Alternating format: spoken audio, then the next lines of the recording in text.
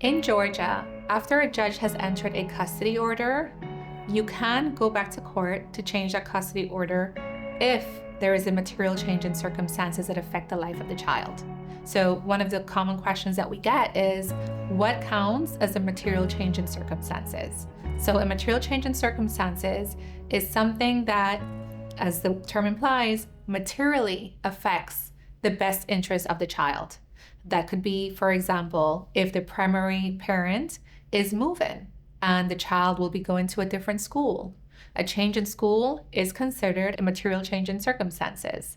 Another example would be if the primary custodian, if their health changes to the point where they cannot physically care for the child, that would be a material change in circumstances affecting the best interest of the child. So whenever we have a change that negatively affects the child, that can give the other parent a chance to go to court and seek a change in custody.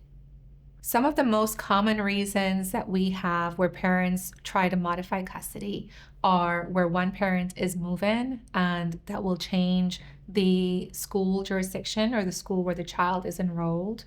Another situation is where the child is performing bad in school. For example, they were an A or a B student, and all of a sudden now they're making D's or F's.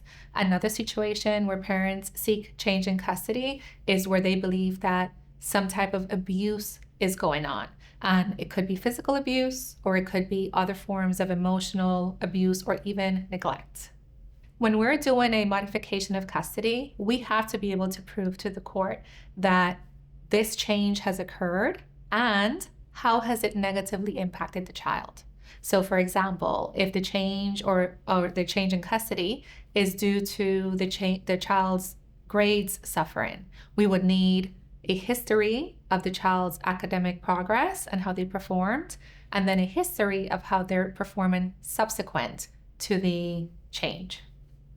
One of the things that a court could consider as a change in circumstances is the parenting time that was awarded to each parent and whether they are actually using it. So for example, if you as a father or a mother were awarded a specific set of parenting time and you have one or more missed visitation periods without a legitimate reason for having missed it, that is something the court can look at in determining whether a change in custody or even parenting time is in the best interest of the child.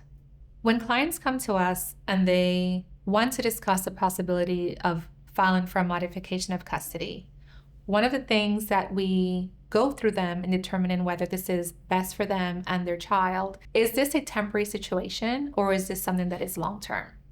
So for example, if the child's grades are suffering in school, is it because there was a disruption that is temporary and the child is likely to return to previous condition, or is it something that's more long-term, such as the other parent just has multiple jobs or is not properly supervising the child, so the child just plays after school and pays no attention to homework? So we look at, is this temporary or is this permanent that requires intervention?